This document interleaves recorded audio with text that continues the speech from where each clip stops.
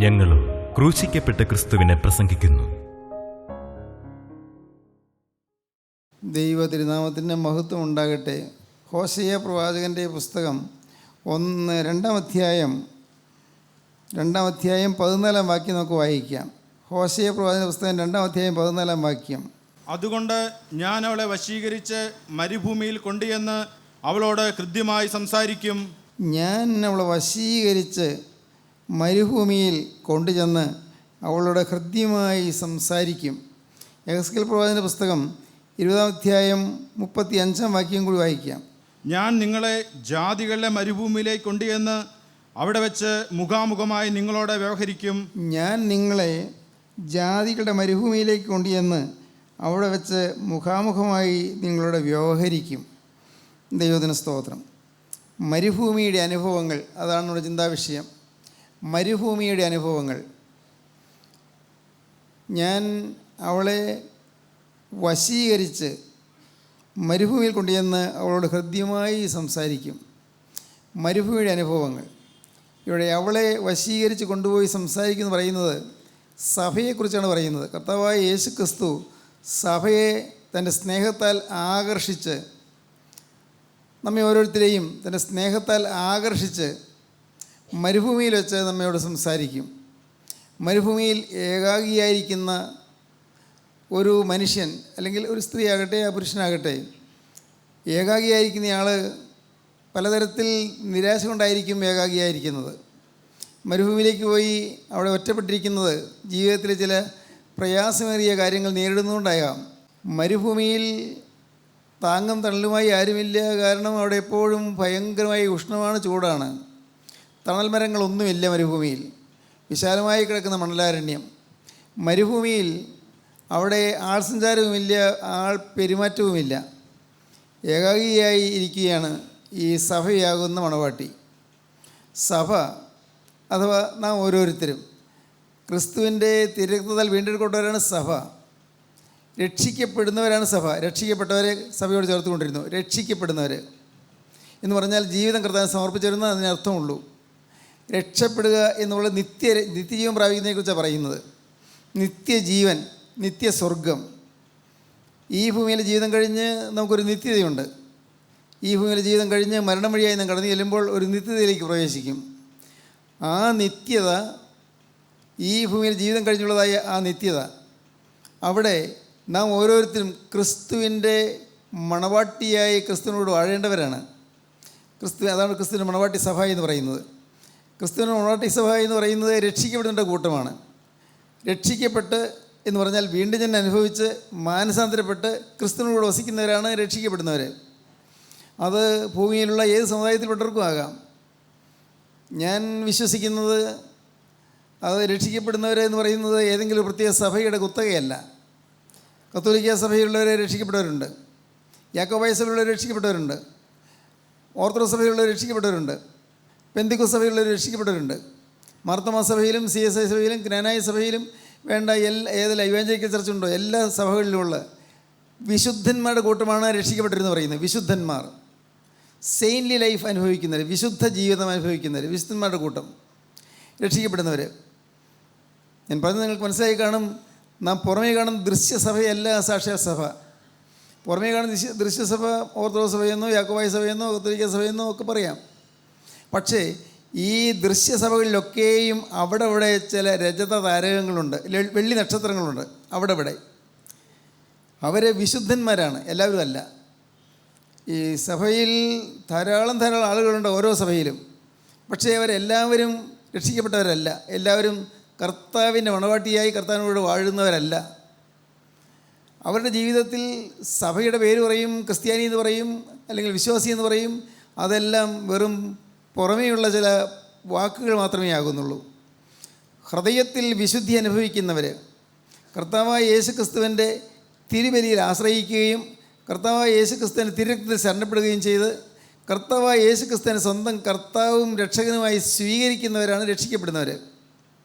യേശു ക്രിസ്തുവുമായി സജീവമായ ബന്ധമുള്ളവരാണ് രക്ഷിക്കപ്പെടുന്നവർ. അവരാണ് ക്രിസ്തുവിൻ്റെ മണവാട്ടിയാകുന്നത്, ക്രിസ്തുവിൻ്റെ മണവാട്ടി സഭ. യേശു ക്രിസ്തുവിൻ്റെ മണവാട്ടി എന്ന് പറയുന്നത് ക്രിസ്തുവിനോട് അനുരൂപമായി ജീവിക്കാൻ തീരുമാനിക്കുന്നവരാണ്. ക്രിസ്തുവിൻ്റെ സ്വഭാവമുള്ളവരായി ജീവിക്കാൻ തീരുമാനിക്കുന്നവരാണ്. നാം ഓരോരുത്തരും അങ്ങനെ ആകാനാണ് കർത്താവ് ആഗ്രഹിക്കുന്നത്. എന്നാൽ ഇന്ന് വാസ്തവത്തിൽ നമ്മൾ അനേകം പേരും സഭയുടെ അംഗങ്ങളല്ല. ഏത്? വിശുദ്ധ സഭയുടെ അംഗങ്ങളല്ല, മണവാട്ടി സഭയുടെ അംഗങ്ങളല്ല. കർത്താവായ യേശു ക്രിസ്തു വരുന്നത് മണവാട്ടി സഭയ്ക്ക് വേണ്ടിയാണ്, വിശുദ്ധന്മാർക്ക് വേണ്ടിയാണ്. യേശു വീണ്ടും വരും. ജീവനുള്ളവരെയും മരിച്ചവരെയും ന്യായം വിധിപ്പാൻ തൻ്റെ വലിയ മഹത്വത്തോടെ ഇനിയും വരുവാനിരിക്കുന്നവൻ കർത്താവായ യേശു വീണ്ടും വരും. യേശു വീണ്ടും വരുമ്പോൾ കർത്താവായ യേശു ന്യായം വിധിക്കും. ന്യായം വിധിക്കുമ്പോൾ അന്ന് ഓരോരുത്തരുടെ പ്രവൃത്തികൾ വെളിപ്പെട്ട് വരും. നിത്യതയുടെ പുസ്തകത്തിൽ എഴുതി വച്ചിരിക്കുന്ന, സ്മരണയുടെ പുസ്തകത്തിൽ എഴുതി വച്ചിരിക്കുന്നത് ഓരോന്നും വെളിപ്പെട്ട് വരും. അന്ന് ന്യായാധിപതിയായ കർത്താവായ യേശു ക്രിസ്തു ഓരോരുത്തരുടെ പേരിൽ എഴുതി വച്ചിരിക്കുന്നത് അന്ന് വെളിപ്പെട്ട് കിട്ടും. അന്ന് നാം നിസ്സഹായരായി പോകും. നമ്മുടെ ജീവിതത്തിൽ നാം പറഞ്ഞതും പ്രവർത്തിച്ചതും നാം ചെയ്തതും ചെയ്യാൻ നമ്മുടെ മനസ്സ് ആഗ്രഹിച്ചതുമായ അനേകം കാര്യങ്ങളൊന്ന് വെളിപ്പെട്ട് വരും. അതെല്ലാം എഴുതി രേഖപ്പെടുത്തി വെച്ചിട്ടുണ്ട്. ആ പുസ്തകത്തിൽ എഴുതി വെച്ചിരിക്കുന്ന, അതായത് പുസ്തകങ്ങൾ തുറന്നാണ് വേദവസം പറയുന്നത്. പുസ്തകത്തിൽ എഴുതി വെച്ചിരിക്കുന്നത് ഓരോരുത്തരുടെ പേരിലുള്ളത് എല്ലാം വ്യക്തമായി വായിച്ച് കേൾപ്പിക്കും. എന്നിട്ട് അധർമ്മം പ്രവർത്തിക്കുന്നവരെ നിങ്ങൾ എന്നെ വിട്ടു പോകുകയും ഞാൻ ഒരു നാൾ നിങ്ങളെ അറിഞ്ഞിട്ടില്ല എന്ന് കർത്താവ് അവരോട് തീർത്തു പറയും. അധർമ്മം ജീവിതത്തിൽ മാറാതെയും ക്രിസ്ത്യാനികൾ എന്നുള്ള പേരിൽ ജീവിക്കാം.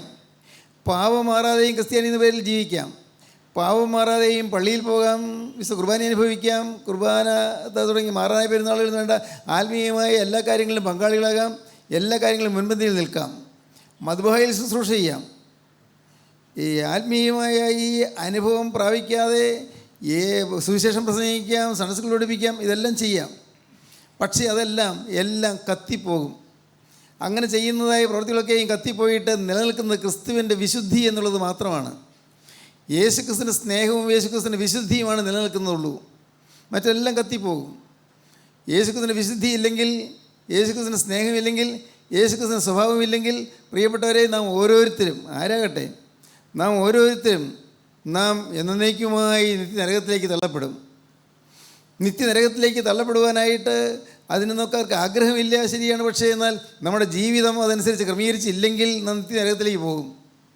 എത്ര ഉന്നതനായ വ്യക്തിയാണെങ്കിലും ശരി, എത്ര സുവിശേഷം പ്രസംഗിക്കുന്നയാളായാലും ശരി, എത്ര മഹനീയമായ ശുശ്രൂഷകൾ ചെയ്യുന്നയാളായാലും ശരി, ആരായാലും നിത്യതയിൽ ചെല്ലുമ്പോൾ ജീവിതത്തിൽ വിശുദ്ധി ഇല്ലെങ്കിൽ, ഈ ഭൂമിയിൽ ജീവിച്ച കാലത്ത് വിശുദ്ധി അനുഭവിച്ചില്ലെങ്കിൽ, യേശുക്രിസ്തുവിനെ സ്വന്തം കർത്താവിന് ഇഷ്ടമായി സ്വീകരിച്ച് ക്രിസ്തുവുമായി സജീവ ബന്ധം പുലർത്തുന്നില്ലെങ്കിൽ തള്ളപ്പെട്ടു പോകും, നഷ്ടപ്പെട്ടു പോകും.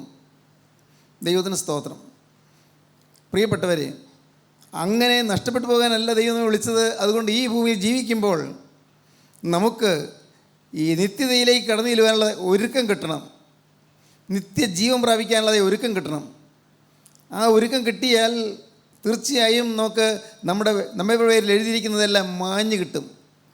കാരണം യേശുക്രിസ്തുവിനെ സ്വീകരിക്കുകയും ക്രിസ്തു ജീവിച്ചതുപോലെ പുതിയ ജീവൻ നയിക്കാൻ തീരുമാനിക്കുകയും ചെയ്യുമ്പോൾ ക്രിസ്തുവിൻ്റെ തിരുവിലാവിൽ നിന്നൊഴുകിയ തിരുരക്തം ഒരു തുള്ളി വന്ന് നമ്മുടെ മേൽ പതിക്കുകയും നമ്മുടെ പുസ്തകത്തിൽ, നമ്മുടെ പേരിൽ എഴുതിയിരിക്കുന്ന പുസ്തകത്തിൽ എഴുതിയുള്ള എല്ലാ തിന്മകളും മാഞ്ഞു പോവുകയും ചെയ്യും. ഈ ഭൂമിയിൽ നിന്ന് കടന്നു പോകുന്നതിന് മുമ്പ് തിന്മകളെല്ലാം മാഞ്ഞു പോകണം, പാപങ്ങളെല്ലാം മാഞ്ഞു പോകണം. പ്രിയപ്പെട്ടവരെ, നിങ്ങൾ പലരും വിചാരിക്കുന്നു കുമ്പസാരിക്കുമ്പോൾ പാപം മാഞ്ഞു പോയില്ലേ എന്ന്.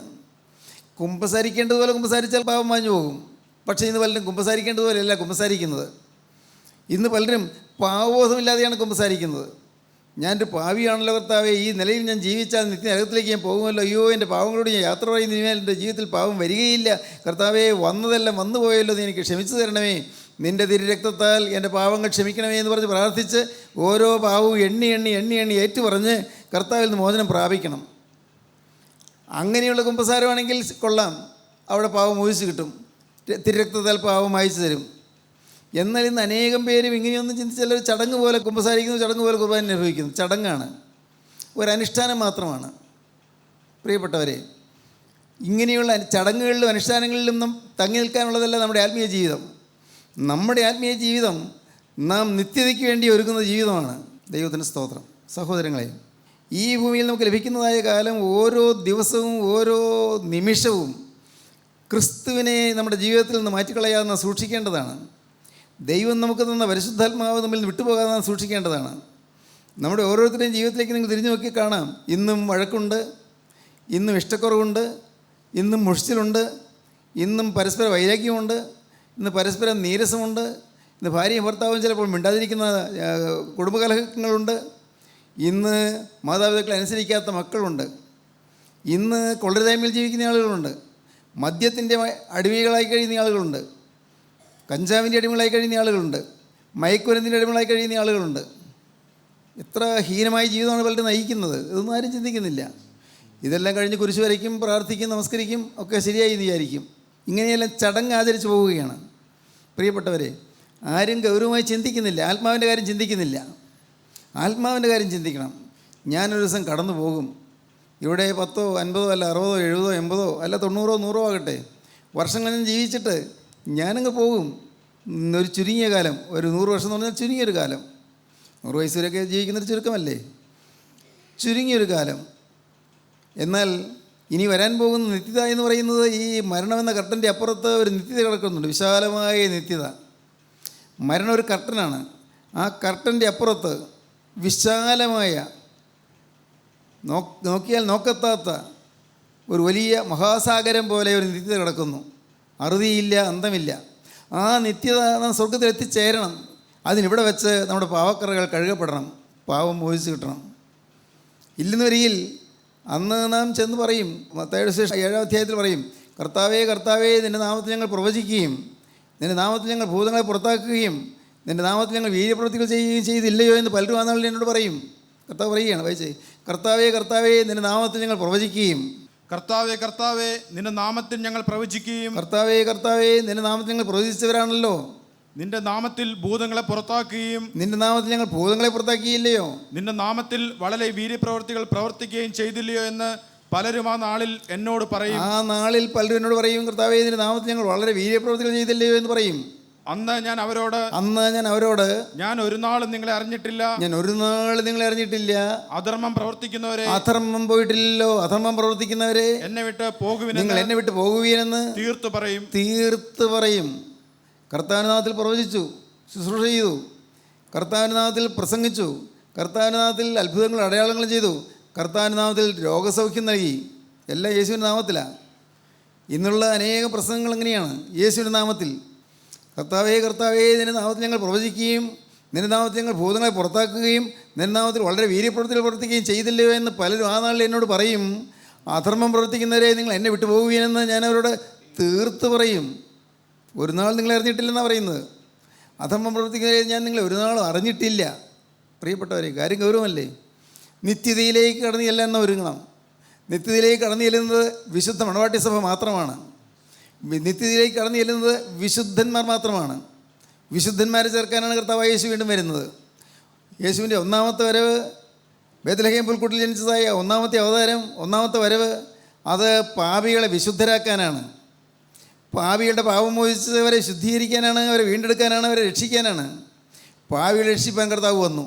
ഇനി രണ്ടാമത്തെ വരവ് എന്തിനാണ്? വിശുദ്ധന്മാരെ ചേർക്കാനാണ്.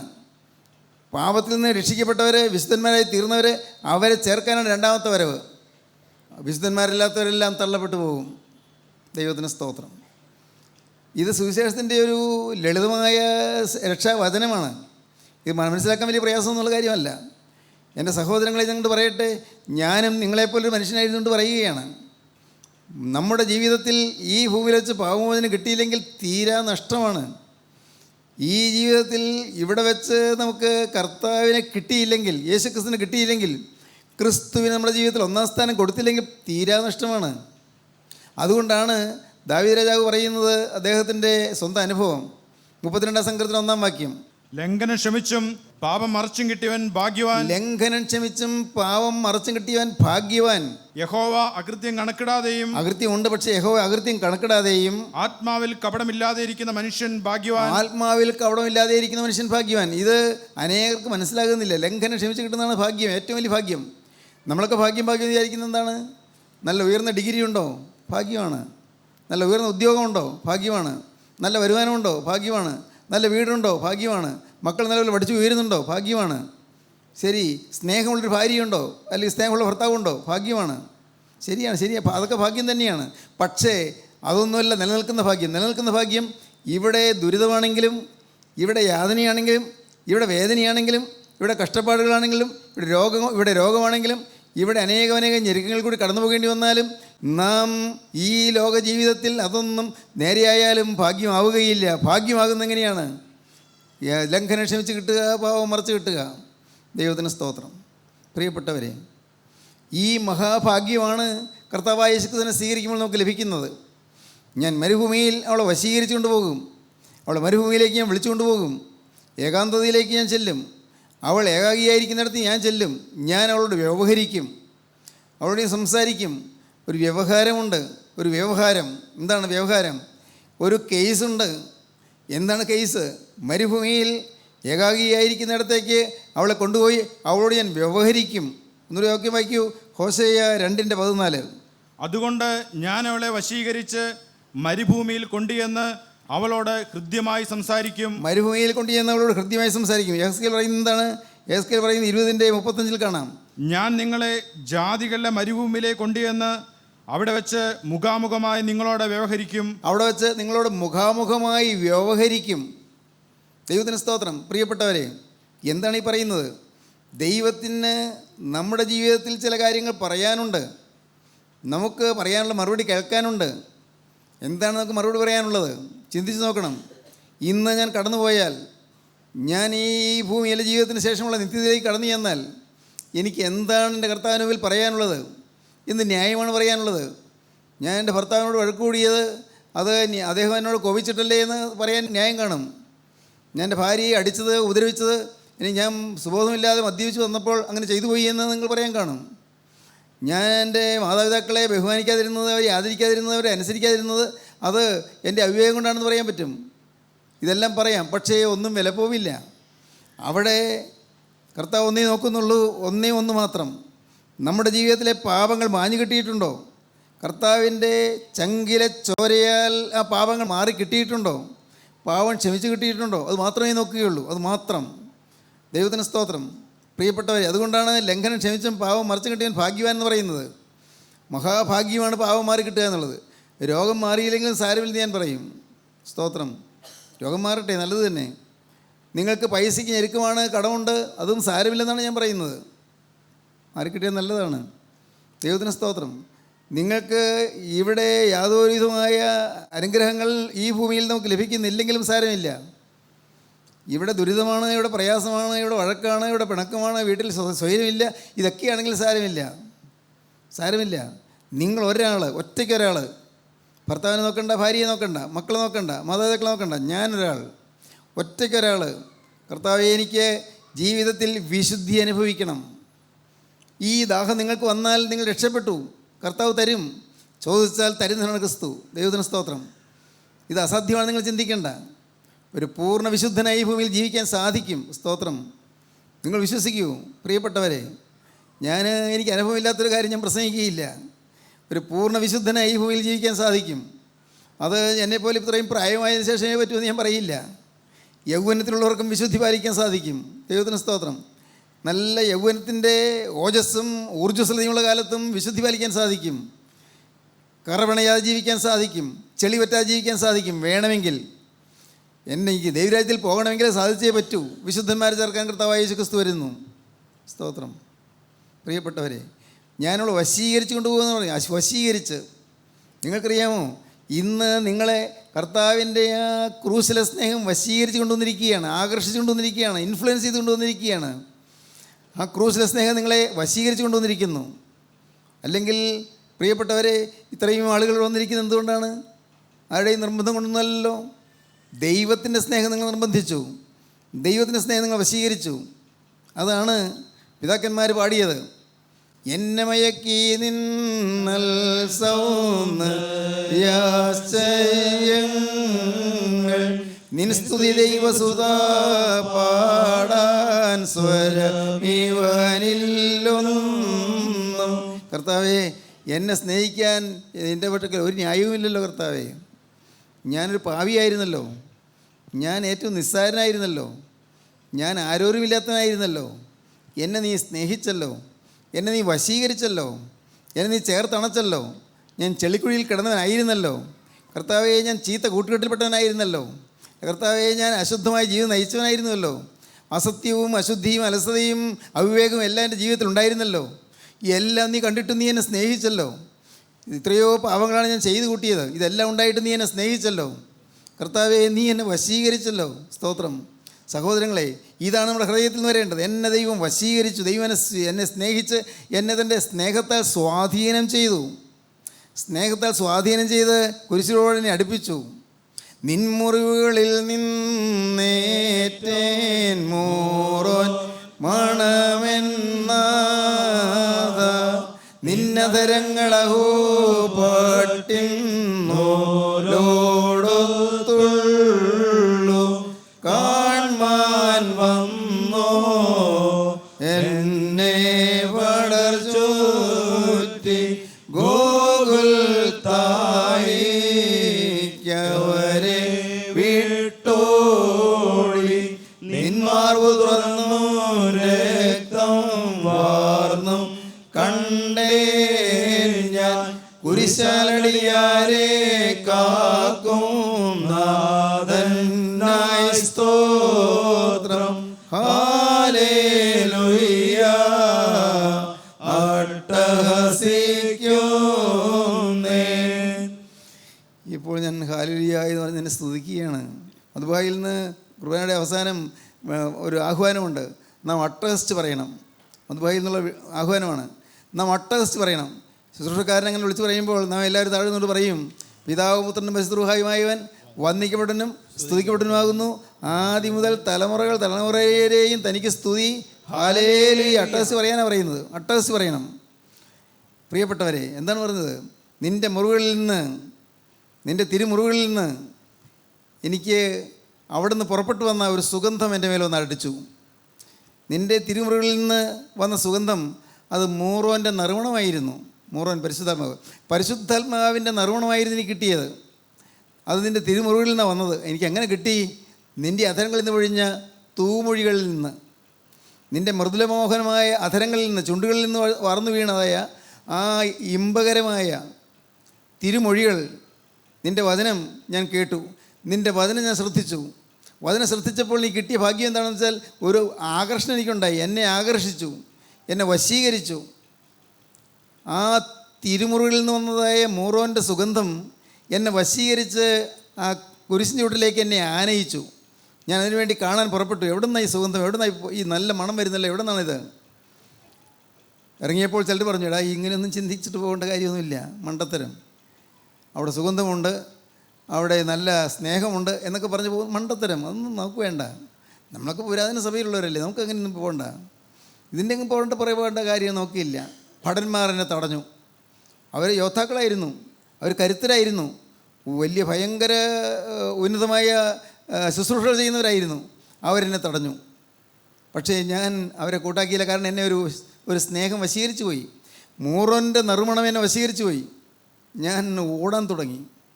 ഓടി ചെന്നപ്പോൾ ഈ മൂറോൻ്റെ നറുമണത്തിൻ്റെ ഉറവിടം എനിക്ക് കണ്ടെത്തി. ഏതാണ്? നിൻ്റെ തിരുമാറ് തുറന്നും തിരുരക്തം വാർന്നു കിടക്കുന്ന എൻ്റെ കർത്താവ് എനിക്ക് വേണ്ടിയാണല്ലോ തിരുമാറ് തുറന്നത്, എനിക്ക് വേണ്ടിയാണല്ലോ കർത്താവ് തിരുരക്തം ഒഴുക്കിയത് എന്നുള്ള സത്യം എനിക്ക് മനസ്സിലായി. ഉടനെ ഞാൻ അപ്പോൾ തന്നെ ഞാൻ ഉച്ചത്തിൽ പറഞ്ഞു, ദൈവസുധാ നിനക്ക് സ്തുതി, സ്തോത്രം, ഹല്ലേലൂയ എന്ന് ഞാൻ അട്ടഹസിക്കുന്നു. നിൻമുറിവുകളിൽ നിന്നേറ്റേൻ മൂറോൻ മണമെന്നാഥ, നിന്നതരങ്ങളോ പട്ടിന്നോലോടൊത്തുള്ളു കാൺമാൻ വന്നോ എന്നെ പടർചൂറ്റി ഗോകുൽ തായിക്കവരെ വിട്ടോളി. നിന്മാർവു തുറന്നു രക്തം വാർന്നും കണ്ടേ ഞാൻ കുരിശാലടിയാരെ കാക്കും നാഥനായി സ്തോത്രം. ഹല്ലേലൂയ. അട്ടഹസിക്കുന്നേ. വാസ്തവമായി ഈ അനുഭവം കിട്ടിക്കഴിയുമ്പോൾ ഹല്ലേലൂയ സ്തോത്രം എന്ന് അട്ടഹസിച്ചു പോകും. അത് ഉറക്കെ പറഞ്ഞു പോകും. പേടിയില്ല പിന്നെ ആരെയും. ആരും കളിയാക്കുന്നുണ്ടോ പരിഹസിക്കുന്നുണ്ടോ നോട്ടമില്ല. ആരെന്ത് പറഞ്ഞാലെന്ത്? എൻ്റെ ആത്മാവിന് കേടൊന്നും വരില്ലല്ലോ. ആരെന്ത് പറഞ്ഞാലെന്ത്? എനിക്ക് സ്വർഗമല്ലേ കിട്ടുന്നത്. നറുമണം വീശുന്നതിൻ്റെ മേൽ, സ്വർഗീയ സുഗന്ധത്തിൻ്റെ മേലൊന്ന് വീശുന്നു. അത് സ്നേഹത്തിൻ്റെ സുരഭില കുസുമമാണ്, സ്നേഹത്തിൻ്റെ സുഗന്ധമുള്ള പുഷ്പമാണ്. സ്തോത്രം, ദൈവത്തിന് സ്തോത്രം. എൻ്റെ സഹോദരങ്ങളെ, ഈ സ്നേഹമാണ് എൻ്റെ 17-ാമത്തെ വയസ്സിൽ എൻ്റെ മേൽ വന്ന് ആഞ്ഞടിച്ചത്. യേശു നല്ലവനാണ് പ്രിയരെ, നല്ലവനാണ്. അവൻ സ്നേഹം മാത്രമാണ്. അവൻ നല്ലവനാണ്, അവൻ കരുണയുള്ളവനാണ്. അവൻ നിങ്ങളുടെ വേദന അറിയുന്നുണ്ട്. മോളെ, ഇതിൻ്റെ വേദന അവൻ നല്ലപോലെ കാണുന്നുണ്ട്. മോനെ, ഇതിൻ്റെ വേദന അവൻ അറിയുന്നുണ്ട്.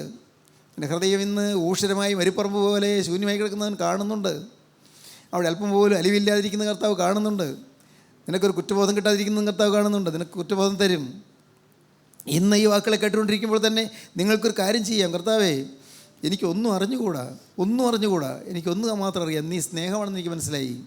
യേശുവേ, നീ എൻ്റെ അടുക്കിലേക്കൊന്ന് വരണമേ, എന്നെ സഹായിപ്പാൻ, എൻ്റെ വരൾച്ച മാറ്റാൻ നീ ഒന്ന് വരണമേ, എനിക്ക് സമാധാനം തരാൻ നീ ഒന്ന് വരണമേ, എൻ്റെ ഹൃദയത്തിൽ കുളിര് പകരാൻ നീ ഒന്ന് വരണമേ, എൻ്റെ ജീവിതത്തിൽ ആനന്ദം പകരാൻ നീ ഒന്ന് വരണമേ, എൻ്റെ ഹൃദയം സമാധാനം പൂർണ്ണമാക്കാൻ നീ ഒന്ന് വരണമേ. യേശുവേ, നീ എൻ്റെ ഹൃദയത്തിലേക്ക് നടന്നു വരണമേ. ഹല്ലേലൂയ. എൻ്റെ ജീവനുള്ള രാജാധിരാജനായ പൊന്നേശുവേ, അവിടുത്തെ പാദപീഠത്തിൽ ഞങ്ങൾ തന്നെ സമർപ്പിക്കുന്നത് കർത്താവേ, നീ സ്വീകരിക്കണമേ. കർത്താവേ, നാഥ, 5 അപ്പവും 2 മീനും ബാലകൻ സമർപ്പിച്ചപ്പോൾ നീ കൈക്കൊണ്ടതുപോലെ അവിടുന്ന് ഈ ജീവിതത്തെ നീ അവിടുന്ന് കൈക്കൊള്ളണമേ. കർത്താവേ, തിരിഹിതം പോലെ വാഴ്ത്തണമേ, തിരിഹിതം പോലെ ഉപയോഗിക്കണമേ. എൻ്റെ കർത്താവേ, നിത്യതയ്ക്ക് വേണ്ടി ഞങ്ങൾ ഒരുക്കണമേ. എല്ലാവരെയും അനുഗ്രഹിക്കണമേ. വചനം കേട്ട ഈ മക്കളുടെ മേൽ നിൻ്റെ ആത്മാവിനെ പകരണമേ. എല്ലാവരുടെയും നെറ്റിയിൽ രക്തത്താൽ മുദ്ര അണിയിക്കണമേ. എല്ലാവരെയും സമാധാനത്തോടെ പറഞ്ഞയക്കണമേ. എല്ലാവരെയും വാഴ്ത്തണം, വിശുദ്ധീകരിക്കണമേ, അനുഗ്രഹിക്കണമേ. അവിടുത്തെ 2ാമത്തവരിന് വേണ്ടി ഞങ്ങളെല്ലാവരെയും ഒരുക്കണമേ. യേശു ക്രിസ്തുവിൻ്റെ പരിശുദ്ധമായ നാമത്തിൽ പ്രാർത്ഥിക്കുന്ന കുറേയോടെ കേൾക്കണം പിതാവേ. ആമീൻ. ഹല്ലേലൂയ.